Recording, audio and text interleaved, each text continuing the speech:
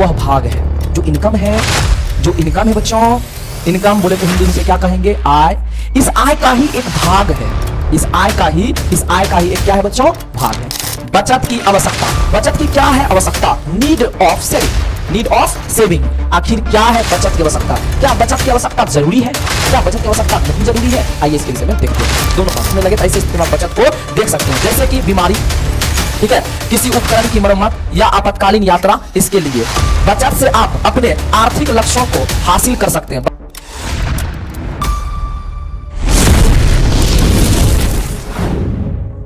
Hello my dear student, एक बार पुनः दिल खोलकर स्वागत है योद्धा एकेडमी आर्ट्स चैनल पर। तो माय डियर स्टूडेंट, हम लोग करने वाले हैं होम साइंस का लगातार जो क्लास कर रहे थे उसी क्लास को फिर से आगे बढ़ाने वाले हैं। आज हम लोग 11 चैप्टर देखने वाले हैं और चैप्टर नेम है बचत तथा विनियोग। कहिएगा सर ये क्या, ये तो आप मुझे इकोनॉमिक्स पढ़ाने लगे। नहीं बच्चों, इकोनॉमिक्स नहीं पढ़ाने वाले हैं, आपको होम साइंस ही पढ़ाने वाले हैं। और होम साइंस में ही ये इकोनॉमिक्स टाइप का जो है, इकोनॉमिक्स जो सब्जेक्ट है उस सब्जेक्ट का एक टॉपिक दे दिया गया है बचत। और बचत क्यों जरूरी है इसको पहले हम लोग जानते हैं, फिर इस चैप्टर को जानेंगे।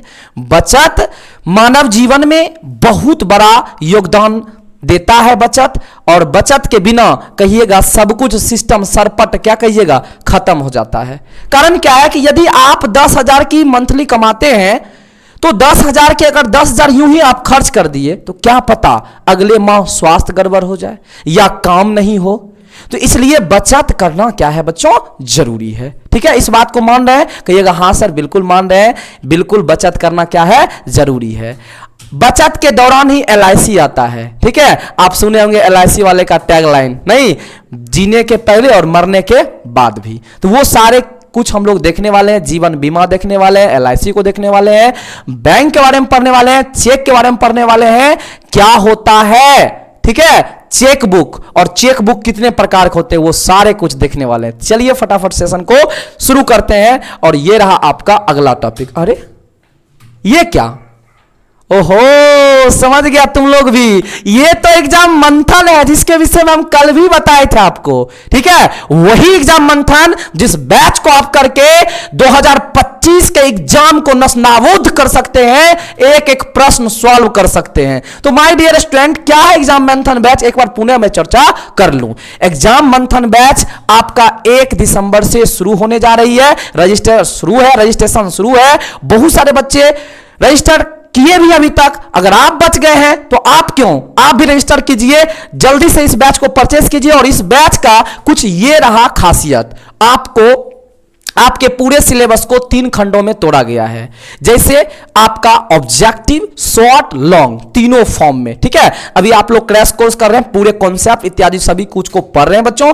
लेकिन एग्जाम मंथन में वही चीज पढ़ाया जाएगा जो कि बोर्ड परीक्षा में आएगा, और वो भी बहुत शॉर्ट फॉर्म में। ठीक है बच्चों, साथ ही साथ अगर आप बेहतर तैयारी कर रहे हैं तो उस तैयारी को और 4 चांद कैसे लगाएं? कहिएगा गुरुजी कैसे लगाइएगा बताइए, बता दें, बोलिएगा हाँ सर बता दीजिए। तो बताने के लिए यह है बच्चों कि आपकी अगर तैयारी बेहतर है तो उसके लिए हम क्या करेंगे, कैसे जानेंगे बेहतर है? तो उसके लिए टेस्ट लेने वाले हैं। हमारे योद्धा परिवार, आपके योद्धा परिवार टेस्ट लेंगे आपका। और जब टेस्ट में यदि आप बेहतर करते हैं तो 1 से लेके, ठीक है बच्चों, 1 से लेके 300 तक आकर्षक पुरस्कार मिलने वाले हैं। और क्या क्या मिलने वाले हैं उसके विषय में हम लोग थोड़ा सा ध्यान देते हैं। ठीक है, तो 1 से 5 तक, 1 से 5 तक रैंक वाले बच्चों को ये मोबाइल मिलने वाला है। ठीक है, और मोबाइल मिलेगा तो ये नहीं कहिएगा सर डाटा भेजिएगा, नहीं डाटा नहीं भेजेंगे। ठीक है, मोबाइल मिलेगा, मोबाइल चलाइएगा। और कहीं ना कहीं इस मोबाइल में यदि आप क्लास कीजिएगा आगे चल के तो कहीं ना कहीं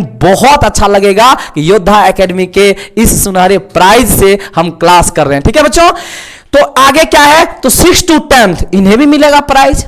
क्या मिलेगा, तो ये चमचमाती हुई रेंजर साइकिल आपको मिलेंगे। ठीक है, बहुत ही बेहतर क्वालिटी का। इस साइकिल से क्या करोगे, तो इस साइकिल से आप सुबह सुबह कहीं घूमने जा सकते हैं। ठीक है, अगर घूमने जाएंगे तो उसके साथ क्या हो जाएगा, एक्सरसाइज हो जाएगा आपका। ठीक है बच्चों, तो 6 से 10 वाले बच्चों को क्या मिलेगा, साइकिल मिलेगा। और इसके बाद ओ माय गॉड, ये क्या है, ये तो 11 से 15 तक के जो रैंक होंगे उन्हें मिक्सी मिलेंगे, मिक्सर मिलेंगे जिसको आप कह सकते हैं मिक्सी। ठीक है, और इस मिक्सी के साथ तीन गो जार फ्री है, ये हम नहीं दे रहे, कंपनी दे रही है, ठीक है। लेकिन अच्छा स्कोर कीजिए ना, सब कुछ मिलेगा। इसके बाद बच्चों 16 से 20 तक वाले बच्चों के लिए पंखा है, और बहुत ही बेहतर पंखा, जिसको आप आसानी से अपने रूम में, अपने कमरा में स्पेशल लगा सकते हैं और हवा आनंद ले सकते हैं। होता क्या है कि आप लोग जिस उम्र में है, वहां पे जिस उम्र में है, जिस क्लास में है, आपको शांति चाहिए। शांति मतलब पापा कहते हैं पापा एक ऐसा हमको कमरा दे दीजिए जहां हल्ला गुल्ला नहीं हो,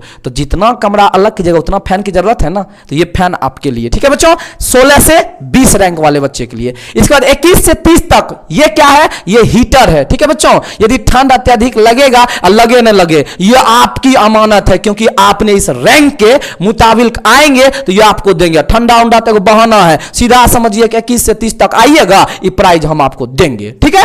चलिए इसके बाद बच्चों 31 से 40 तक ये स्पेशल कुर्सी मिलने वाला है। जानते हो ये चेयर जो है, ये चेयर की जगह हम तो बोले थे क्या जरूरी है देना, दे दीजिए ना फाइबर वाला सर, लेकिन आपके एमडी साहब जो है गौतम जी, उन्होंने कहा नहीं हम देंगे तो यही चेयर देंगे, इसलिए कि बच्चे लगातार 4 से 5 घंटा बैठ के पढ़ते हैं, तो कहीं ना कहीं ये चेयर देंगे तो आराम से बच्चे बैठेंगे और कहीं ना कहीं बेहतर ढंग से तैयारी करेंगे। फिर हम क्या एमडी साहब के सामने हम क्या है, बोले सर जो कर रहे हैं सब सही है। चलिए आगे 41 से 50, 41 से 50 वाले रैंक वाले बच्चों को क्या मिलने वाला है, आयरन मिलने वाला है, और आयरन का क्या अपने जीवन में यूज है, होम साइंस में अच्छा से आप जान सकते हैं, ठीक है।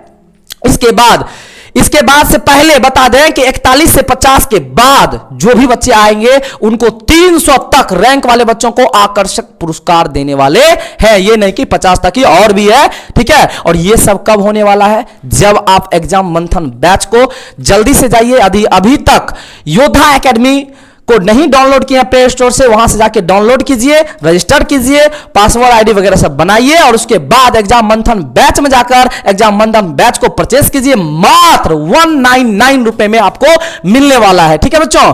और इस बैच को आप लेकर उसमें जो कुछ भी पढ़ाया जाएगा वो सारा कुछ आपके लिए बेहतर है, ठीक है बच्चों। तो वहां पर जाकर आप लोग परचेस कीजिए, और उसमें जो पढ़ाया जाएगा, पढ़ाने के बाद वही सब क्वेश्चन का टेस्ट होगा, टेस्ट होने के बाद आपको प्राइज। और इतना ही नहीं, एक और बड़ी खुशखबरी, बेहतरीन, इतना अगर आप कर लेते हैं तो कहीं ना कहीं बिहार टॉपर बनने से कोई नहीं आपको रोक सकता है माय डियर स्टूडेंट। इसलिए जो बच्चे बिहार टॉपर बनेंगे, रैंक 1, रैंक 2, रैंक 3 के लिए एक बहुत ही आकर्षक पुरस्कार ये रहा। तीसरे रैंक वाले के लिए आईफोन, ओ माय गॉड, यही होता है आईफोन मुझे नहीं पता, क्योंकि मैंने अभी तक आईफोन नहीं लिए, सिर्फ सुने हैं। लेकिन मुझे इस बात से खुशी मिल रही है कि जब आप बिहार बोर्ड में अच्छे स्कोर करेंगे तो आपके साथ साथ मैं भी एक आईफोन लूंगा, ठीक है बच्चों। यदि चाहते हैं कि अनुराग सर भी आईफोन खरीदे तो आपको अच्छा स्कोर करना है, ठीक है। और दूसरे रैंक के बच्चे के लिए ये क्या है, ये तो देख ही रहे होंगे क्या है। तो ये आपको मिलने वाला है, एक गाड़ी मिलने वाला है, एक बाइक मिलने वाला है। कहिएगा सर रैंक 1 पे क्या होगा, तो रैंक 1 पे जानने के लिए जल्दी से सेशन को एक बार शेयर कर दीजिए, क्योंकि कहा जाता है ना कि दुश्मन छूटे तो छूटे, दोस्त नहीं छूटे, ठीक है बच्चों। दोस्त नहीं छूटना चाहिए, ठीक है। इसलिए बच्चों दोस्त को शेयर कर दीजिए कि क्लास जो है एग्जाम मंथन में पहले रैंक पर है। ये रहा आपका क्या, बुलेट, ठीक है बच्चों। तो ये बुलेट जो गाड़ी है वो फर्स्ट रैंक वाले के लिए है, और मैं उम्मीद करूंगा कि आप बेहतर रिजल्ट करके बुलेट लें और मुझे भी अपने गाड़ी पर शौक से बैठाकर घुमाएं आपके शहर। मैं जाऊंगा, आप जहां से भी होंगे बिहार के चाहे किसी कोने से, मेरे पूरे योद्धा टीम जाएंगे और आपके साथ आपके गांव प्रयास करेंगे कि इस बुलेट के साथ ही घूमने का। तो माय डियर स्टूडेंट, अब हम लोग क्लास को शुरू करते हैं। होम साइंस जो चैप्टर 11 था वो इस प्रकार है। चलिए स्टार्ट करते हैं। बचत तथा विनियोग क्या है बच्चों, बचत तथा विनियोग। तो आइए हम लोग देखते हैं बचत तथा विनियोग क्या है। बचत, एक सेकेंड, क्या हो गया भाई साहब, चलिए कोई दिक्कत नहीं है। तो बचत, ठीक है बच्चों, बचत के विषय में हम लोग जानते हैं बचत क्या है। बचत सिंपल समझिए एक लाइन में बच्चों कि जो भी आपके पास आय है, इनकम है, ठीक है, इनकम है, कहिए गुरुजी मेरे पास इनकम नहीं है क्योंकि पापा कमाते हैं, तो पापा का इनकम तो आप ही का इनकम है। कहिएगा हाँ सर हमरे है, तो उस इनकम में जितना भी आपके पास पैसा है, रुपया है, उस रुपया को यदि खर्च करने के बाद जो रुपया आप बचा लेते हैं, ठीक है, यही आपका बचत कहलाता है सिंपल फॉर्म में। ठीक है, कोई दिक्कत? कहिएगा नहीं सर कोई दिक्कत नहीं है। ठीक है, और फिर हम लोग विनियोग को भी देखने वाले हैं, क्या होता है विनियोग। उससे पहले हम लोग जानेंगे लर्निंग ऑब्जेक्ट्स। लर्निंग ऑब्जेक्ट्स क्या होता है, इस चैप्टर में क्या क्या पढ़ने वाले हैं पहले तो ये जान लो, उसके बाद ना हम प्रत्येक टॉपिक को आराम आराम आराम से पढ़ने वाले हैं। ठीक है, चलिए तो पहला है बचत का अर्थ क्या है, हम लोग पढ़ने वाले हैं मीनिंग ऑफ सेविंग। ठीक है, मीनिंग ऑफ सेविंग क्या होता है इसके विषय में हम लोग बच्चों जानेंगे, और उसके बाद हम लोग पढ़ने वाले हैं बचत की आवश्यकता, फिर पढ़ने वाले हैं बच्चों बचत का महत्व या लाभ, फिर विनियोग के उपाय या विधियां, फिर विनियोग के अन्य साधन। इन सारे चीजों को हम लोग पढ़ने वाले हैं एक एक टॉपिक करके। ठीक है, तो जल्दी से आप लोग पेपर पेन निकाल लीजिए यदि अभी तक नहीं निकाले हैं। सारा इंपॉर्टेंट क्वेश्चन होने वाला है, एक भी ऐसा क्वेश्चन नहीं होगा जो कि एग्जाम 2025 के दृष्टिकोण से नहीं होगा। तो चलिए सबसे पहले हम लोग देखते हैं बचत। ठीक है, ये कहिएगा गुरुजी ये 11 क्या है, तो ये थोड़ा सा जो है ना क्या हो गया, चैप्टर का नाम को, चैप्टर नंबर को यहां पर भी मेंशन कर दिया गया है। कोई दिक्कत नहीं है, ये मेरे जो है ना हेमंत जी का कलाकारी है। ठीक है, तो हेमंत जी भी तो बहुत अच्छे हैं, तो कलाकारी थोड़ा सा बढ़ा दिए, ज्यादा तो ज्यादा कलाकारी नहीं होना चाहिए। चलिए बचत क्या होता है अभी आपको समझाए बच्चों, एक बार और अच्छा से देख लेते हैं। बोलेंगे बचत मनुष्य के आय का वह भाग है जो इनकम है, जो इनकम है बच्चों, इनकम बोले तो हिंदी में से क्या कहेंगे, आय। इस आय का ही एक भाग है, इस आय का ही एक क्या है बच्चों, भाग है। ठीक है, बचत मनुष्य की आय का वह भाग है जो वर्तमान आवश्यकताओं की पूर्ति में उपयोग नहीं किया जाता है, बल्कि भविष्य के उपयोग के लिए समझ बूझकर अलग उत्पाद के रूप में रखा जाता है और संपत्ति को पूंजी का स्वरूप दिया जाता है। बचत कर रहे हैं कि भविष्य, ध्यान दीजिएगा, बचत जो है ना वर्तमान आवश्यकताओं को देखे या ना देखे, लेकिन भविष्य को देखता है, लॉन्ग टाइम को देखता है। यदि आपके पास कुछ थोड़े थोड़े अपने जो है आपका मासिक जो वेतन है उस वेतन से थोड़ा थोड़ा पैसा अगर जमा कर लेते हैं तो पता चलेगा कि एक वर्ष में आप बहुत सारे पैसे को इकट्ठा कर लिए, और इस मोटे पैसे को किसी बड़े काम, किसी पूंजी बनाने में, बहुत अच्छा गाड़ी खरीदने में, बहुत अच्छा घर खरीदने में, जमीन खरीदने में, किसी भी बेहतर डिग्री को प्राप्त करने में आप पैसा को यूज कर सकते हैं, प्रयोग कर सकते हैं। समझ में आया ना बचत? कहिएगा हाँ गुरुजी आ रहा है समझ में, तो फटाफट कमेंट कर दीजिए, मुझे भी अच्छा लगेगा कि मेरे बच्चे बहुत अच्छा से समझ रहे हैं, क्योंकि आप तक और मेरा जो करेक्ट है, ठीक है, वो कमेंट कहीं ना कहीं बहुत ज्यादा मायने रखता है। ठीक है बच्चों, चलिए इसके बाद हम लोग देखने वाले हैं बचत की आवश्यकता। बचत की क्या है आवश्यकता, need of saving. Need of saving, आखिर क्या है बचत की आवश्यकता? क्या बचत की आवश्यकता जरूरी है, क्या बचत की आवश्यकता नहीं जरूरी है? आइए इसके विषय में देखते हैं दोनों बातों को। एक परिवार में बचत की आवश्यकता निम्नलिखित कारणों से पड़ती है। कौन कौन कारणों से पड़ती है? नंबर 1, अनिश्चित भविष्य तथा आपातकाल की आशंका के कारण, जब ध्यान दे, आशंका कारण जब आय आवश्यकताओं को पूरा नहीं कर सकती है, मतलब अनिश्चित भविष्य के लिए लंबा टाइम में आपातकाली आशंका के कारण जब आय आवश्यकताओं को पूरी नहीं कर पाती है, तब बचे हुए पैसा को हम यूज करते हैं। जैसे समझिएगा कि खुदा न खास किसी का तबीयत अत्यधिक खराब हो गया, तो यदि आपका इनकम है 20,000 लेकिन स्वास्थ्य में लग गया 1 लाख, तो 80,000 कहां से लाओगे? तो बचत हमारी रहेगी तभी न उस अमाउंट से हम 80,000 रुपया क्या कर सकते हैं, ला सकते हैं। दूसरा कहते हैं बच्चों सेवानिवृत्ति। जब आय समाप्ति के बाद धन की आवश्यकता होती है, जब आय समाप्ति के बाद धन की आवश्यकता होती है, ठीक है, तो इसके लिए बचत क्या है, जरूरी है। तीसरा कहते हैं बच्चे तथा परिवार की बढ़ती आवश्यकताओं के कारण, जैसे कि शिक्षा अथवा अन्य बड़ी जरूरतों के लिए जरूरतों के लिए जैसे विवाह इत्यादि के लिए अधिक धन की आवश्यकता पड़ती है, और ये शिक्षा, स्वास्थ्य, विवाह, ये सब करने के लिए बचत धन का बहुत ज्यादा आवश्यकता होती है माय डियर स्टूडेंट। ठीक है, चलिए चौथा कहते हैं अन्य महत्वपूर्ण उद्देश्यों की पूर्ति के कारण जैसे कि घर की आवश्यकता, यात्रा तथा फर्नीचर इत्यादि की आवश्यकता होती है। ठीक है, सॉरी बच्चों, थोड़ा सा स्वास्थ्य क्या है ठीक नहीं है, फिर भी क्लास इसलिए हो रही है क्योंकि आप लोग सबसे बेस्ट स्टूडेंट हो। ठीक है, और आपकी पढ़ाई में किसी प्रकार की बाध्यता आ जाए, मैं इस बात को स्वीकार नहीं कर सकता, इसलिए मैं आ जाता हूं। बचत का सार सारी दुनिया, सार मतलब सारांश होता है, बचत की सार सारी दुनिया में ध्यान दीजिएगा, पहचाना जाता है तथा इसलिए विश्व बचत दिवस, ध्यान दीजिएगा बच्चों, विश्व बचत दिवस, कौन दिवस के बारे में चर्चा हो रही है? विश्व बचत दिवस के बारे में चर्चा हो रही है। विश्व बचत जो है ना, विश्व बचत दिवस कब मनाया जाता है? 30 अक्टूबर को मनाया जाता है। विश्व बचत दिवस कब मनाया जाता है? 30 अक्टूबर को मनाया जाता है।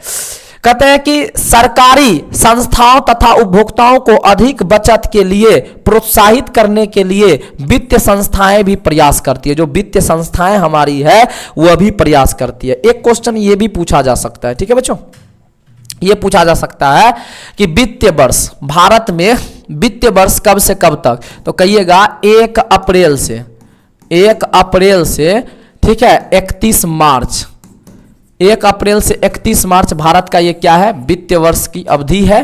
और भारत का जो है ना वित्तीय राजधानी, अगर पूछ दे भारत का वित्तीय राजधानी कहाँ है, तो याद रखिएगा भारत का जो वित्तीय राजधानी है वो कहाँ है बच्चों? मुंबई है। भारत का वित्तीय राजधानी क्या है? मुंबई है। चलिए आगे कहते हैं बचत का महत्व या लाभ। क्या है बचत का महत्व? इसके विषय में हम लोग देखते हैं क्या महत्व है, क्या लाभ है।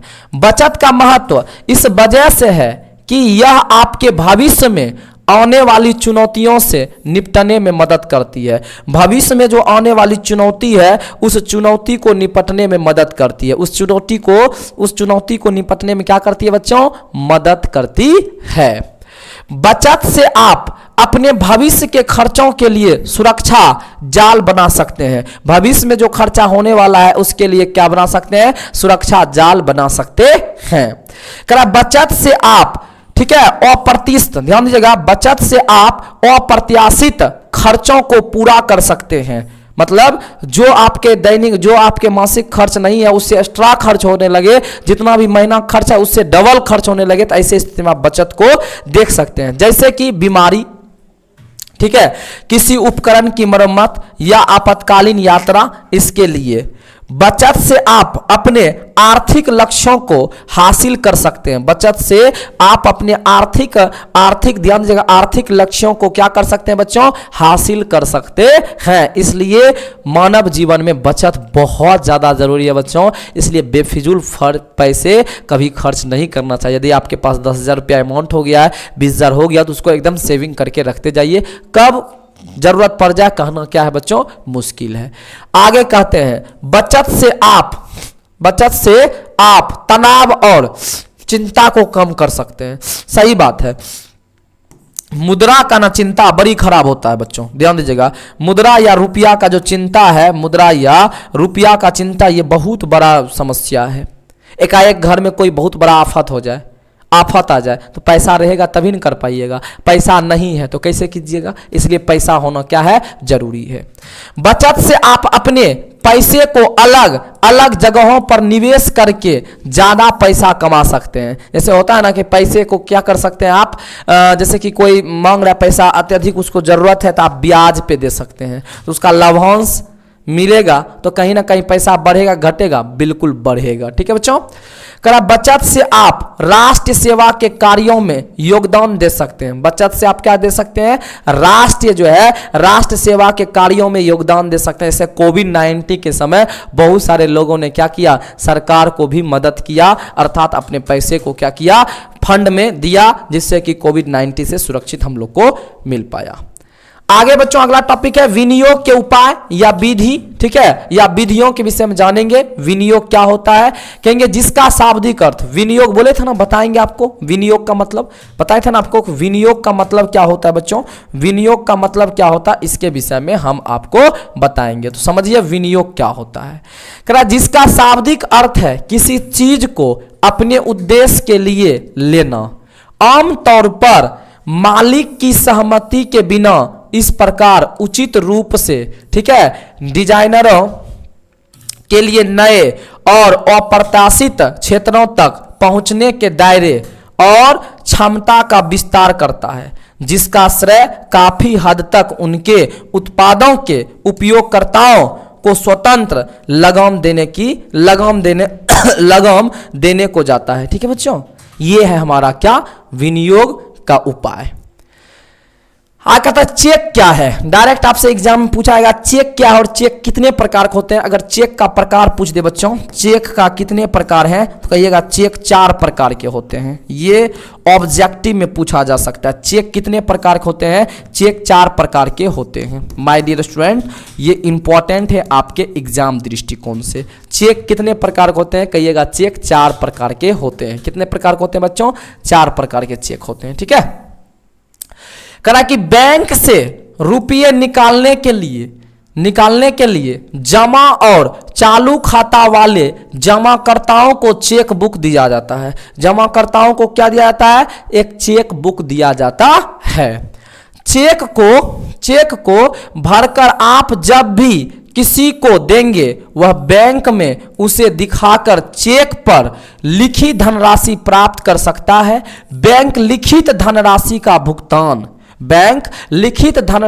भुगतान तभी करता है जब चेक पर किए गए हस्ताक्षर बैंक में पहले से प्रस्तुत किए गए नमूने के हस्ताक्षरों से मिलती है। मतलब जो चेक क्या होता है समझिएगा, सिंपल चेक क्या होता है, एक कागज का टुकड़ा टाइप का होता है।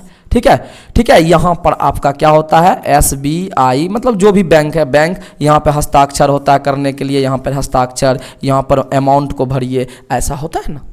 तो उस चेक के विषय में चर्चा है बच्चों। इस चेक के विषय में चर्चा है कि इस पे जो हस्ताक्षर किया गया, पहले जो बैंक में जब खाता खोलाया गया था उस समय जो हस्ताक्षर किया गया, अगर सेम दोनों मैचिंग कर रहा है तभी चेक को क्या किया जाएगा, बैंक में भंजाया जाएगा। क्या किया जाएगा बच्चों, बैंक में भंजाया जाएगा उसको। ठीक है, उसका मान्यता दिया जाएगा। चेक के प्रकार, टाइप्स ऑफ चेक, चेक कितने प्रकार के होते हैं, तो चेक 4 प्रकार के होते हैं। कितने प्रकार के होते हैं बच्चों, 4 प्रकार के होते हैं। चेक मुख्यतः कितने प्रकार के होते हैं, 4 प्रकार के होते हैं। और कौन कौन 4 प्रकार है इसके विषय में भी हम लोग अब भी पढ़ने वाले हैं। पहला वाहक चेक होते हैं। कौन चेक होते हैं बच्चों, पहला आपका वाहक चेक होते हैं। समझिएगा, यह ऐसा चेक होता है जिसका भुगतान बैंक किसी भी व्यक्ति को कर देता है। मतलब वाहक चेक ऐसा चेक होता है, यदि मेरा अकाउंट है, मेरा चेक है, अगर हम किसी को चेक काट के दे देंगे तो वह वाहक चेक से आप भंजा सकते हैं। जो बैंक में उस चेक को, ठीक है, लेकर प्रस्तुत करता है, इसमें प्राप्तकर्ता के नाम की जगह वाहक या, ठीक है, प्राप्तकर्ता के नाम के जगह क्या रहता है, वाहक रहता है या बैंकर होता है, शब्द लिखा होता है। इस चेक का सबसे बड़ा खतरा यह होता है कि अगर यह खो जाए और किसी के हाथ लग जाए तो वह व्यक्ति भी धन निकाल सकता है। इसलिए यह चेक सबसे असुरक्षित चेक माना जाता है। मतलब वाहक चेक क्या होता है कि यदि हम आपको 5,000 अमाउंट दिए और चेक काट कर दे दिए बच्चों, यदि चेक आपने हेरा दिए, मतलब चेक को खो दिए, कहीं गिर गया, तो कोई अगर पढ़े लिखे इंसान होगा तो उसको क्या करेगा, उठा लेगा और उस चेक को जाकर क्या करेगा, भंजाएगा। तो 100% भंज जाएगा, क्योंकि उस पर सिग्नेचर वगैरह सब किया हुआ है। तो चेक ऑर्डर कर दिया गया कि आप भंजा सकते हैं, तो भंज जाएगा। ठीक है, मतलब ऐसे चेक को सीधा समझिए कि रुपया समझिए कि चेक समझिए, दोनों का समान होगा। दूसरा है आदेश चेक, जिसको हम लोग ऑर्डर चेक कहते हैं। ठीक है, क्या होता है ऑर्डर चेक समझिएगा। यह चेक में प्राप्तकर्ता का नाम लिखा हुआ होता है। मतलब यह चेक में जो प्राप्त करेगा, मतलब जो पैसा प्राप्त करेगा उसका क्या होता है बच्चों, नाम लिखा हुआ होता है। ठीक है, अथवा आदेश पर ऑन, ध्यान दीजिएगा, ऑन ऑर्डर, ध्यान दीजिएगा, आदेश पर ऑन ऑर्डर लिखा रहता है। यदि कोई व्यक्ति अन्य व्यक्ति को उसका भुगतान करना चाहता है तो उसे चेक के पीछे के भाग पर उस व्यक्ति का नाम अंकित कराना होता है और अपने हस्ताक्षर करने पड़ते हैं। मतलब पीछे जो है ना उस व्यक्ति का नाम क्या करना पड़ेगा, अंकित करना पड़ेगा और अपना हस्ताक्षर करना पड़ेगा, तभी जाकर यह चेक बनेगा। इसी को कहते हैं आदेश चेक या बच्चों ऑर्डर चेक। तीसरा है रेखांकित चेक। रेखांकित चेक क्या होता है समझिएगा। कारण इस चेक के मुख्य पृष्ठ, ध्यान दीजिएगा, मुख्य पृष्ठ पर दो तिरछी रेखाएं खींची जा होती है। दो तिरछी रेखाएं क्या होती है, खींची होती है। इन दो रेखाओं के बीच कुछ लिखा हो सकता है या नहीं भी। इस चेक का भुगतान बैंक के खिड़की पर नहीं होता है। करा कि इस चेक का भुगतान बैंक के खिड़की पर नहीं प्राप्त होता है, उसको प्राप्तकर्ता के खाते में जमा करना होता है। प्राप्तकर्ता के खाते में क्या होता है, जमा करना होता है। जिसे प्राप्त करना है उसके अकाउंट में डायरेक्ट क्या हो जाएगा, ट्रांसफर हो जाएगा, आपको कैश में नहीं मिलेगा। ठीक है बच्चों, करा उसका भुगतान बैंक के माध्यम से ही संभव होता है। यह चेक सुरक्षित होता है। सही बात है, हम आपको चेक दिए, आप जो है ना जाइएगा भजवाने के लिए तो आपको पैसा नहीं मिलेगा। मतलब हम आपको चेक दिया आप ही के नाम से काट के, तब तो आपको मिल जाएगा पैसा, और वो कैश में नहीं मिलेगा, आपके अकाउंट में मिलेगा। लेकिन हम आपके नाम से चेक काट के दिए और आपके अंकल लिए चेक, वो चाहेंगे कि हम भजा के रख लें और नहीं बोलेंगे, तो ऐसा थोड़ी होता है। ऐसा नहीं होता, ठीक है। इसलिए नहीं होता है कि आपके नाम के चेक काटे हैं कोई अंकल, ठीक है, आंटी, ठीक है, दादा दादी, कोई भी भंजाने जाए तो आपके ही अकाउंट में पैसा आएगा। ठीक है, इसी को हम लोग कहते हैं रेखांकित चेक। एक चेक का एक खुला चेक है। चौथा चेक क्या है, खुला चेक, जिसे हम लोग ओपन चेक कहते हैं। करा इस चेक पर रेखाएं नहीं खींची होती है, इसलिए इसे खुला चेक कहते हैं। इस चेक का भुगतान बैंक के खिड़की से प्राप्त किया जा सकता है। माने ये जो चेक होगा, ये जो चेक होगा बच्चों, ये जो चेक होगा ठीक है, ये जो चेक होगा समझिएगा, ये जो चेक होगा, ये चेक को बैंक के खिड़की पर ही क्या होता है, मिल जाएगा, पैसा मिल जाएगा। चलिए वीवीआई हम लोग सब्जेक्टिव को अब देखेंगे। कॉन्सेप्ट हम लोग का क्या हो गया, क्लियर हो गया। हम लोग अब वीवीआई सब्जेक्टिव को देखने वाले हैं। चलिए ध्यान देते हैं। करा चेक कितने प्रकार के होते हैं, तो बोलेंगे चेक मुख्यतः कितने होते हैं, 4 प्रकार के। अभी तुरंत पढ़े हैं, वाहक चेक, आदेश चेक, रेखांकित चेक, खुला चेक, खत्म। चलिए आगे, बचत के 2 आवश्यकताओं को लिखिए। बचत के 2 आवश्यकता की बहुत सारा आवश्यकता लिख सकते हैं, नहीं लिख सकते हैं। बचत अपने जीवन में क्या आवश्यकता है, आइए ध्यान देते हैं। बचत करने से वित्तीय सुरक्षा मिलती है और वित्तीय आपात स्थिति में रक्षा करने में मदद मिलती है। पहला, बचत से आपको वित्तीय स्वतंत्रता की ज्यादा समझ मिलती है। वित्तीय स्वतंत्रता की क्या मिलती है, ज्यादा समझ मिलती है। दूसरा, बचत से आप अपने भविष्य के खर्चों के साथ साथ और नियोजित वित्तीय जरूरतों के लिए भी सुरक्षा जाल बना सकते हैं। और तीसरा, बचत करने से आपको मानसिक शांति मिल सकती है। ठीक है बच्चों, तीसरा क्वेश्चन और मोस्ट इंपॉर्टेंट क्वेश्चन है, वीवीआई क्वेश्चन है सर 2025 के लिए, बहुत महत्वपूर्ण क्वेश्चन है। समझ लीजिए, बैंक को परिभाषित करें, मतलब बैंक को डिफिनेशन के तौर पर परिभाषा देना है कि बैंक होता क्या है। हम लोग बैंक गए हैं, आप भी गए होंगे, बहुत सारा बैंक गए होंगे। जल्दी से कमेंट कीजिए कौन कौन बैंक गए हैं। ठीक है, अपने अपने बैंक का नाम बताइएगा। ठीक है बच्चों, समझिएगा। कहते हैं बैंक एक वित्तीय संस्था है। बैंक एक कैसा है, बैंक एक वित्तीय संस्थान है। कैसा संस्था है, बैंक एक वित्तीय संस्थान है जो जनता से धन जमा कराती है और उन्हें ऋण देती है। मतलब आप पैसा भी जमा कर सकते हैं और लोन भी बैंक से ले सकते हैं। बैंक ग्राहकों को धन से जुड़े सभी लेन देन की सुविधा देते हैं। बैंकिंग बैंक के जो है ना साथ, ठीक है, बैंक के साथ किए जाने वाले लेन देन और ग्राहकों को दी जाने वाली सेवाओं कहते हैं। बैंक ऑनलाइन या ऑफलाइन दोनों तरीके के होते हैं। ठीक है बच्चों, चलिए अब कहते हैं जीवन बीमा को क्या करें, परिभाषित करें। क्या होता है जीवन बीमा, इसके विषय में हम लोग देखने वाले हैं। क्या होता है जीवन बीमा, ठीक है, जीवन बीमा क्या होता है इसके विषय में कहेंगे। जीवन बीमा एक व्यक्ति और बीमा प्रदाता के बीच किया जाने वाला एक अनुबंध है। जीवन बीमा क्या होता है, जिसको आप पैसा, जो एजेंट होता है ना, वो एजेंट और आपके द्वारा जो है एक क्या होता है बच्चों, अनुबंध होता है। इस अनुबंध के तहत बीमा धारक को नियमित प्रीमियम, एक ध्यान दीजिएगा, मेरी नियमित प्रीमियम या एक मुश्त प्रीमियम का भुगतान करना होता है। मतलब आपको जो है पैसा, शुरुआत में आपको पैसा क्या करना होगा, देना होगा नियमित रूप से। जितना अमाउंट बना जाएगा उतना अमाउंट हर एक 6 मंथ में या माह में या वर्ष में आपको देना होगा। बदले में बीमा प्रदाता बीमा धारक की मृत्यु या किसी दुर्घटना होने पर नामांकित व्यक्ति को एक निश्चित राशि का भुगतान करता है। इस राशि को जीवन बीमा, ठीक है, जीवन बीमा कवर भी कहा जाता है। इस राशि को जीवन बीमा कवर भी कहा जाता है। इसलिए जैसे कि मान लिया मैं LIC में कहीं, समझिए सोचिए जरा सा कि हम पैसा रख रहे हैं। अब नॉमिनी मतलब अपनी पत्नी का नाम, ठीक है, या अपने माता पिता का नाम या अपने भाई का नाम, किसी का भी दे सकते हैं। मेरे मतलब अचानक अगर दुर्घटना हो जाता है, निधन हो जाता है, मृत्यु हो जाता है, तो जो पैसा है ना, वो पैसा किनको मिलने वाला है, नॉमिनी को। यदि हम अपने मम्मी का नाम दिए होंगे तो मम्मी को क्या मिलने वाला है, नॉमिनी में पैसा मिलने वाला है। ठीक है बच्चों, चलिए इसके बाद कहते हैं बचत खाता को परिभाषित करें। बचत खाता किसे कहते हैं, ठीक है, सेविंग अकाउंट को क्या करें, परिभाषित करें। आइए सेविंग अकाउंट क्या होता है। बचत खाता एक जमा खाता होता है जिसमें आप अपना पैसा जमा करा सकते हैं और उस पर ब्याज कमा सकते हैं। यह खाता बैंक या पोस्ट ऑफिस में खोला जा सकता है। यह खाता कहां खोला जा सकता है, बैंक या पोस्ट ऑफिस में खोला जाता है। यही होता है सेविंग अकाउंट। ठीक है बच्चों, चलिए अब हम लोग देखेंगे VVI ऑब्जेक्टिव क्वेश्चन को। जल्दी से सेशन को शेयर कर दीजिए माय डियर रसगुल्ला, ठीक है। वो सारे इंपॉर्टेंट क्वेश्चन देखने वाले हैं जो एग्जाम में आने वाला है, जो 2025 के एग्जाम को नस्नाबूद कर देगी। उस एग्जाम में जो भी प्रश्न आएंगे यहीं से आएंगे, इसको मान लीजिए, ठान लीजिए, ठीक है। और अगर मान लेते हैं, ठान लेते हैं और बेहतर से पढ़ लेते हैं तो आप सारा प्रश्न बना देंगे, ठीक है। जब एग्जाम देख आएंगे तो कहिएगा गुरुजी सब क्वेश्चन मिल गया, ठीक है। और आप जरूर कमेंट कीजिएगा। जीवन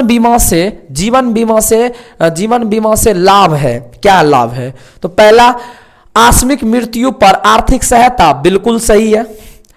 करा कि आयकर की छूट, सही है। बचत का इच्छा साधन, सही है। माने ऑप्शन नंबर क्या हो जाएगा, डी हो जाएगा। ऑप्शन नंबर जो डी कह रहे हैं उनका बिल्कुल क्या है, सही है। जो भी बच्चे ऑप्शन डी कह रहे हैं उन सभी बच्चे का क्या है बच्चों, सही जवाब है। ठीक है, चलिए ये रहा आपका अगला प्रश्न।